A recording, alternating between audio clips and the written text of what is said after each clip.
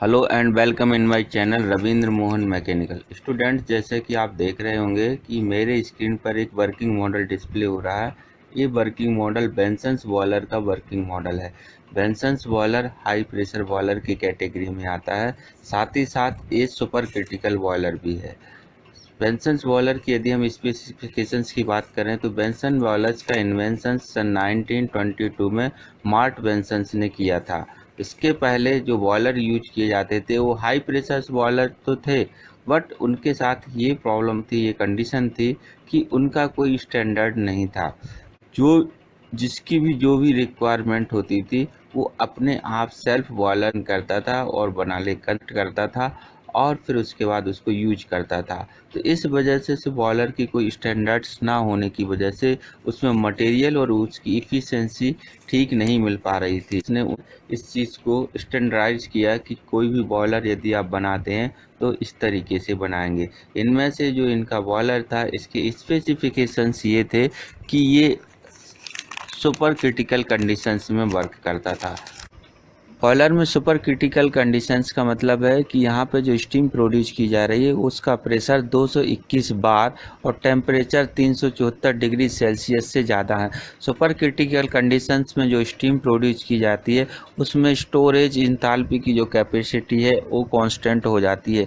उसके बाद यदि आप प्रेशर बढ़ाते हैं, टेम्परेचर बढ़ाते हैं, तो स्टीम के अंदर जो इंथाल्पी है उस इंथाल्पी एकदम फिक्स रहती, वो नहीं बढ़ती है। इसीलिए इसको सुपर क्रिटिकल कंडीशंस कहते हैं। यदि हम यहाँ पर बेंसन्स बॉयलर के फीचर्स की बात करते हैं तो इनके फीचर्स में सबसे पहली जो कंडीशंस है वो है कि ये जो बॉयलर है ये सुपर क्रिटिकल कंडीशंस में जब वर्क करता है तो उस समय पे इसमें जो लेटेंट हीट की रिक्वायरमेंट होती है वो लेटेंट हीट की रिक्वायरमेंट बंद हो जाती है। क्यों? क्योंकि इसके जो फिजिकल फिनोमिना है, फिजिकल फिनोमिना कारण यदि हम वाटर को इतने हाई प्रेशर पर हीटअप करते हैं तो उसमें प्रोड्यूस होने वाले वाटर बबल्स जनरेट होना बंद हो जाते हैं। और जब वाटर बबल जनरेट होना बंद हो जाएंगे स्टीम के अंदर, तो वहाँ पर जो स्टीम फ्लो रेट है ट्यूब के अंदर, हीट फ्लो रेट है जो ट्यूब के अंदर हो जाती है। तो इस वजह से जो बॉयलर्स है बॉयलर की परफॉर्मेंस बढ़ जाती है।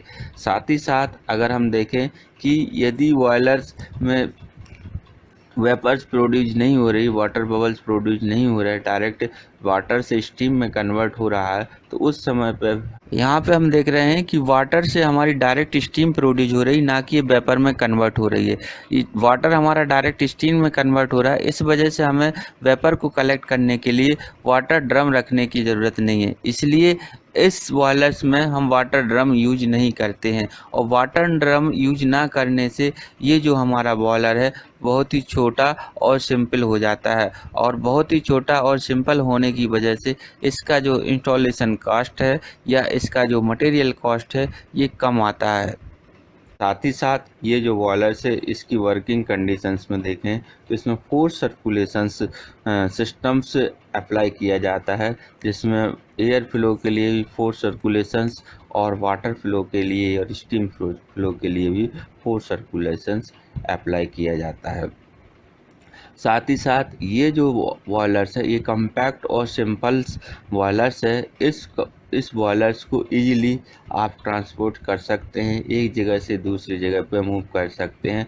ये बॉयलर की खास स्पेशली जो स्पेसिफिकेशंस में ये भी आता है कि ये बॉयलर स्टार्ट होने में सिर्फ कुछ ही मिनट लेता है। लगभग 10 से 15 मिनट के अंदर ये बॉयलर अपना स्टार्ट हो जाता है। यानी कि आपको इसको स्टार्ट करने के लिए या इसको बंद करने के लिए ज़्यादा टाइम की ज़रूरत नहीं पड़ती है।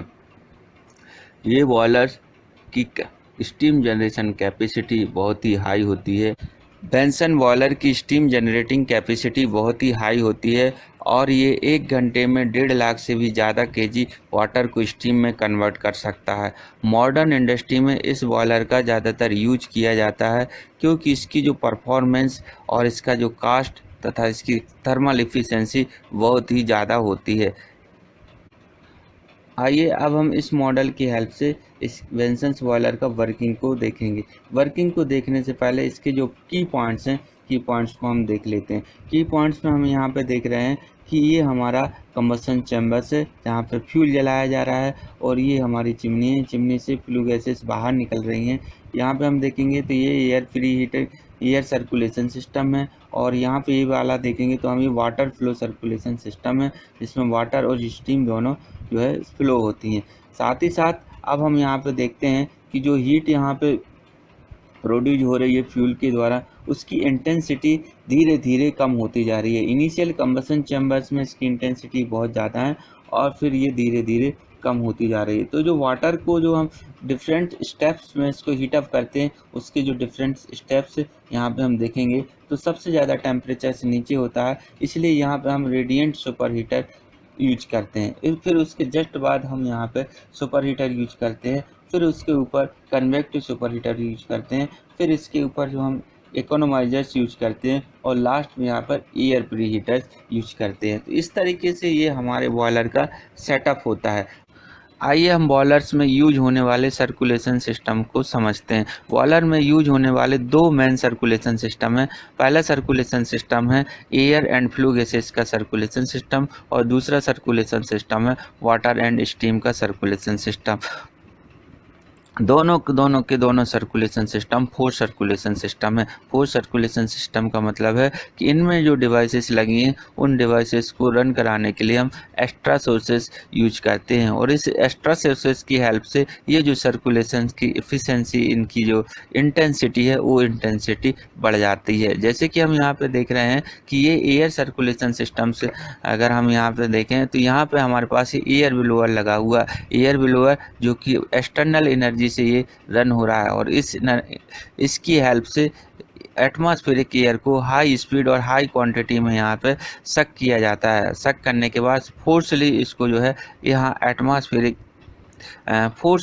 यहाँ पे एयर प्री हीटर में सर्कुलेट कर दिया जाता है। एयर प्री हीटर में जैसे ही एटमॉस्फेरिक एयर जाती है, वो हीटअप हो जाती है। हीटअप होने के बाद उसके अंदर का जो मॉइस्चर्स है, वो मॉइस्चर्स पार्टिकल्स स्टीम में कन्वर्ट हो जाते हैं, और स्टीम में कन्वर्ट होने के बाद इस पाइप से होते हुए इस तरीके से यहाँ पे कंबसन चैम्बर्स में पहुँचते हैं।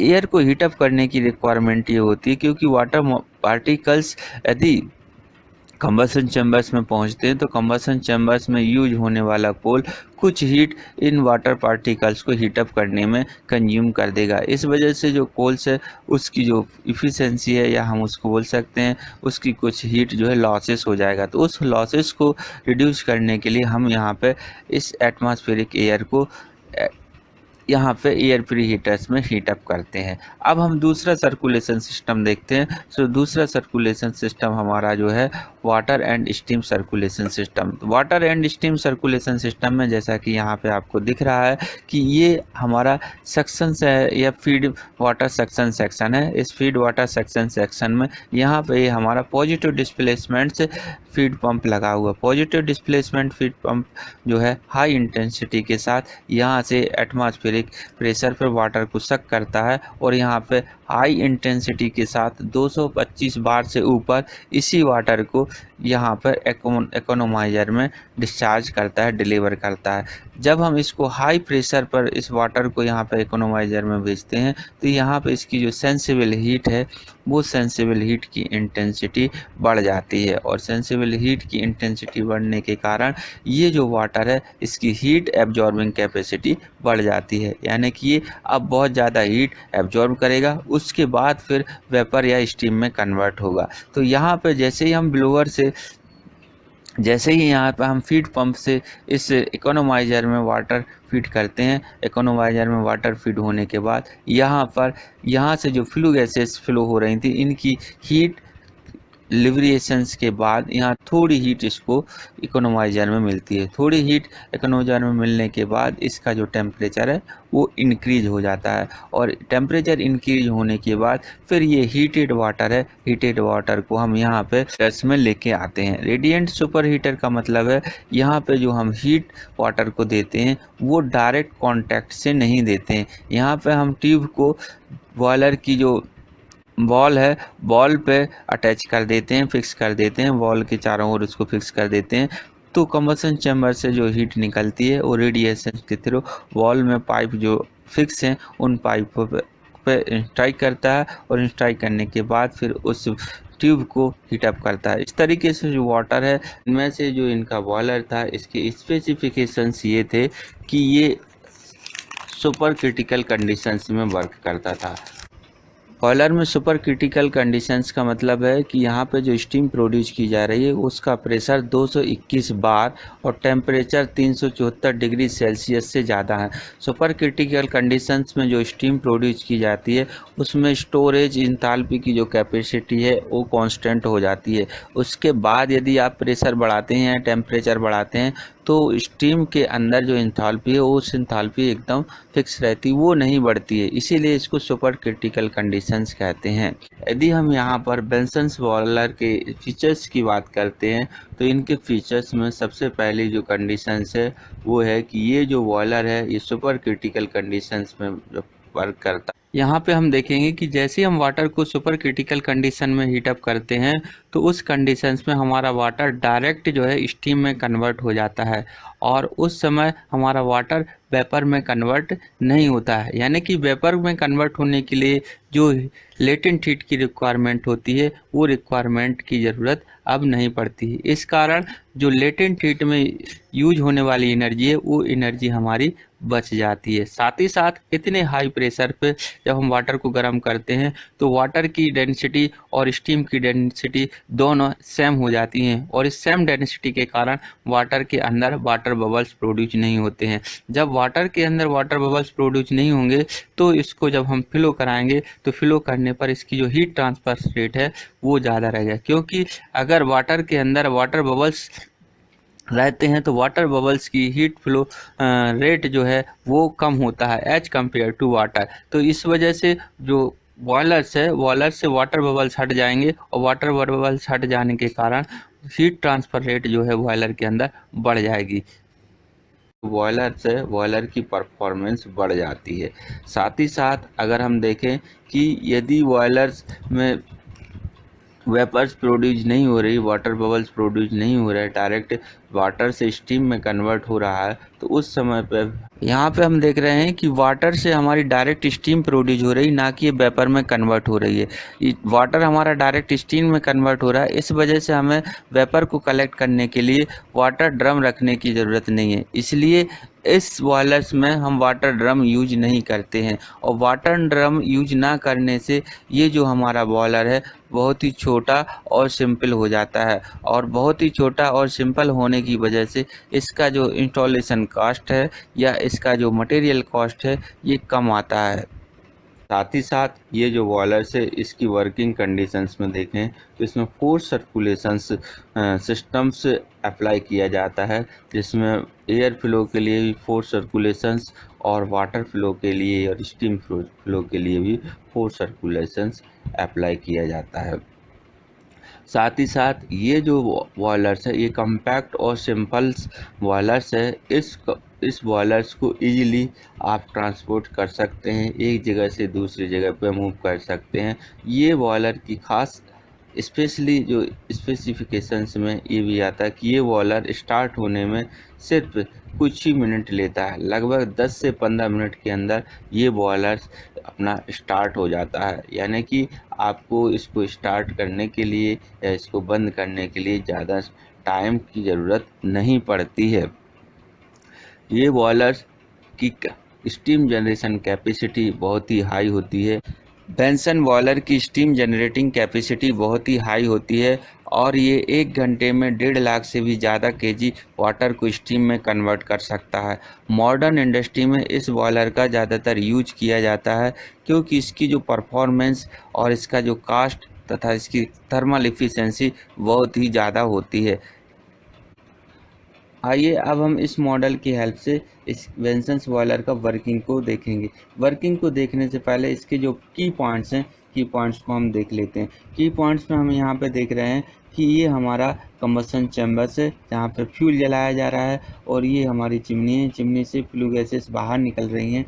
यहाँ पे हम देखेंगे तो ये air free heater air circulation system है, और यहाँ पे ये वाला देखेंगे तो हम ये वाटर फ्लो सर्कुलेशन सिस्टम है, जिसमें वाटर और स्टीम दोनों जो है फ्लो होती हैं। साथ ही साथ अब हम यहाँ पे देखते हैं कि जो हीट यहाँ पे प्रोड्यूस हो रही है फ्यूल के द्वारा, उसकी इंटेंसिटी धीरे धीरे कम होती जा रही है। इनिशियल कंबसन चैम्बर्स में इसकी इंटेंसिटी बहुत ज़्यादा है, और फिर ये धीरे धीरे कम होती जा रही है। तो जो वाटर को जो हम डिफरेंट स्टेप्स में इसको हीटअप करते हैं, उसके जो डिफरेंट स्टेप्स यहाँ पे हम देखेंगे, तो सबसे ज़्यादा टेम्परेचर से नीचे होता है, इसलिए यहाँ पे हम रेडिएंट सुपर हीटर यूज करते हैं। फिर उसके जस्ट बाद हम यहाँ पे सुपर हीटर यूज करते हैं, फिर उसके ऊपर कन्वेक्टिव सुपर हीटर यूज करते हैं, फिर इसके ऊपर जो हम इकोनोमाइजर्स यूज करते हैं, और लास्ट में यहाँ पर एयर प्री हीटर्स यूज करते हैं। तो इस तरीके से ये हमारे बॉयलर का सेटअप होता है।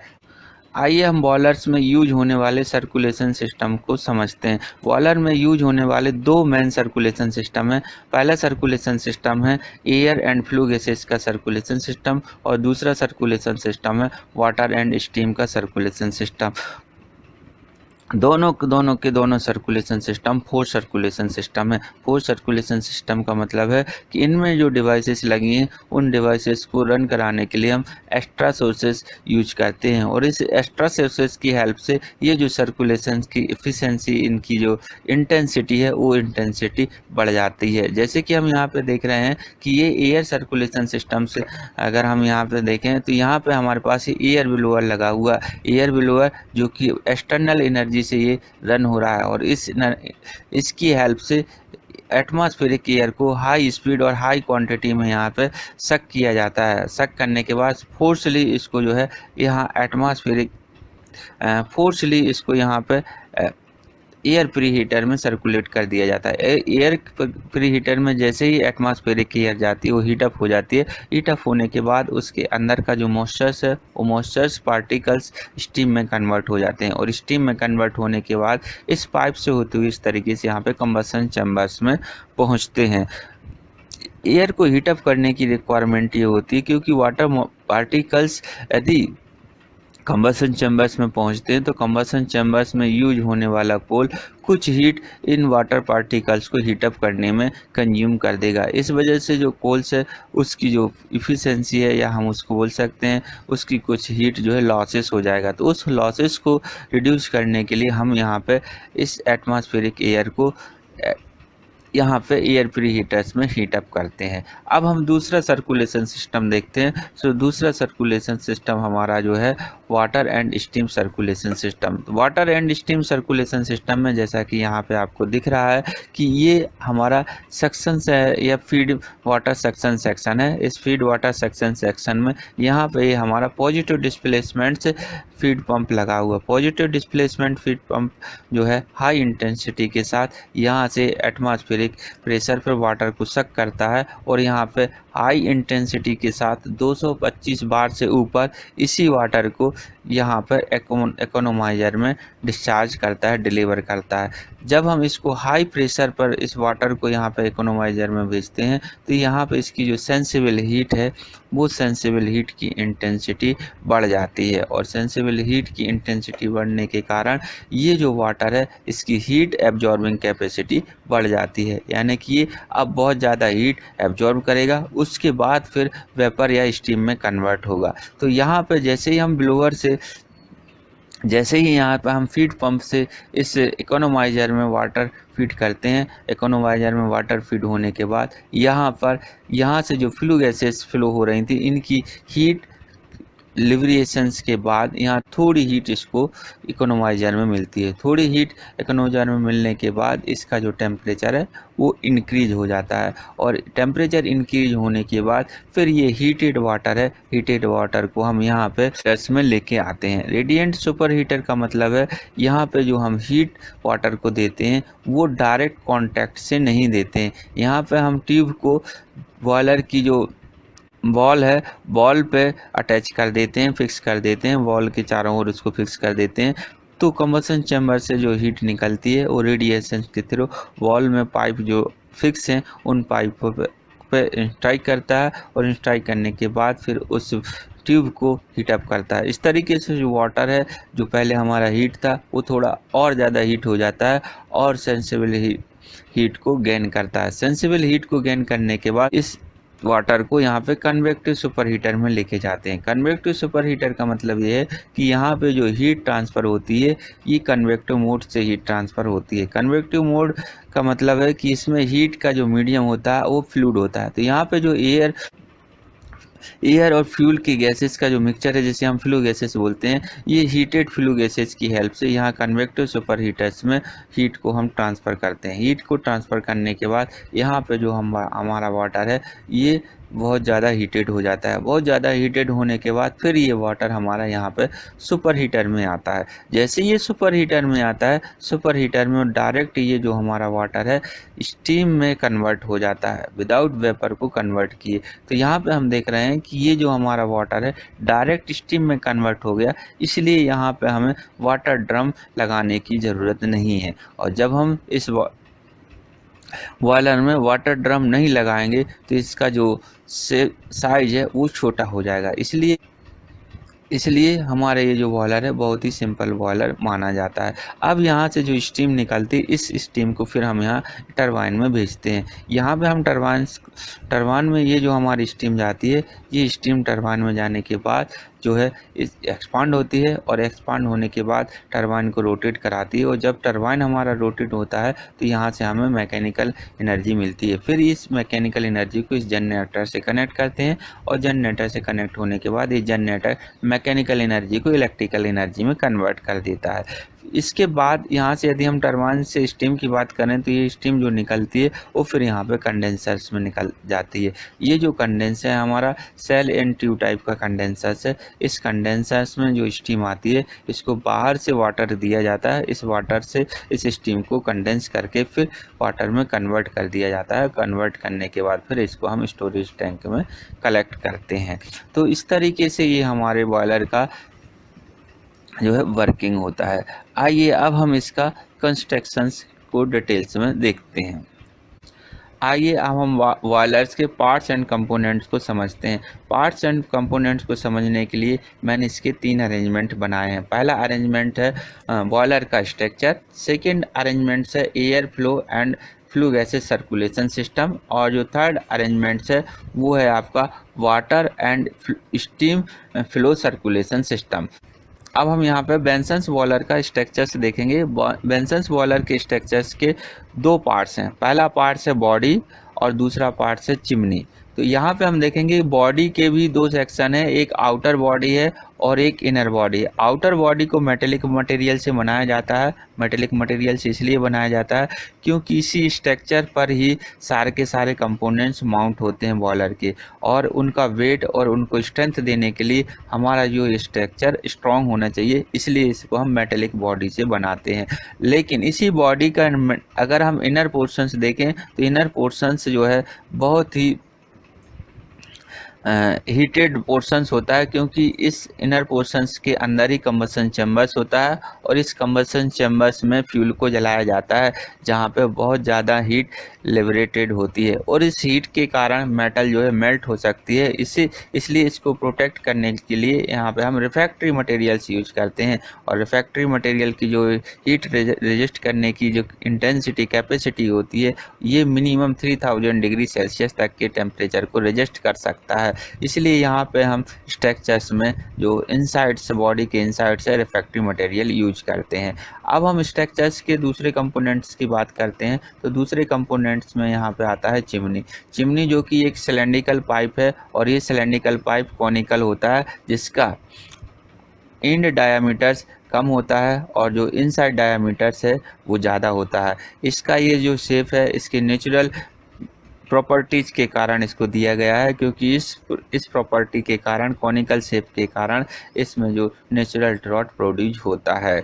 आइए अब हम देखते हैं बॉयलर का सेकंड अरेंजमेंट। सेकंड अरेंजमेंट में जैसा कि मैंने बताया है कि ये आपका air and flue gases circulation system है। तो air and flue gases circulation system को हम यहाँ पे देखेंगे तो ये इस तरीके का अरेंजमेंट है। इसमें जो कि यहाँ पे हम देखेंगे ये हमारा ब्लोअर सेक्शंस है, ये हमारा एयर प्री हीटर है और ये पाइप है जो हीटेड एयर को यहाँ पे कंबशन चैम्बर्स में लेके जाता है। अब हम देखेंगे तीसरा जो हमारा अरेंजमेंट्स है। तीसरा अरेंजमेंट हमारा water and steam circulation system है। तो water and steam circulation system में यहाँ पे हम देखेंगे कि ये हमारा सारा अरेंजमेंट्स है और इस अरेंजमेंट्स में यहाँ पे हमारे पास ये सक्शन पाइप होता है। इस सक्शन पाइप्स के द्वारा एटमॉस्फेरिक वाटर को एक वाटर पॉन्ड से सक किया जाता है। ये हमारे पास यहाँ पे ब्लोअर होता है। ये ब्लोअर पॉजिटिव डिस्प्लेसमेंट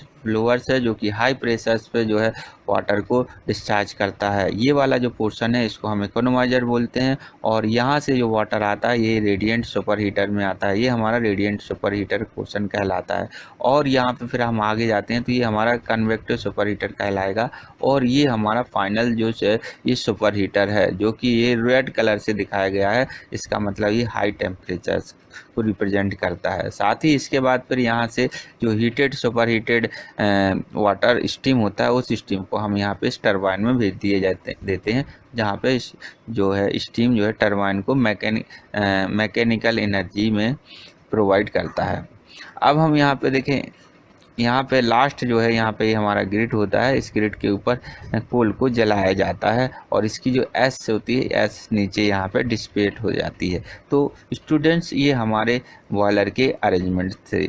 मेरे को उम्मीद है कि आपको मेरे वीडियो पसंद आया होगा। साथ ही साथ मैं आपसे उम्मीद करता हूँ कि आप मेरे चैनल को सब्सक्राइब करेंगे और अपने दोस्तों को मेरा ये वीडियो शेयर करेंगे। Thank you. जय हिंद, जय भारत।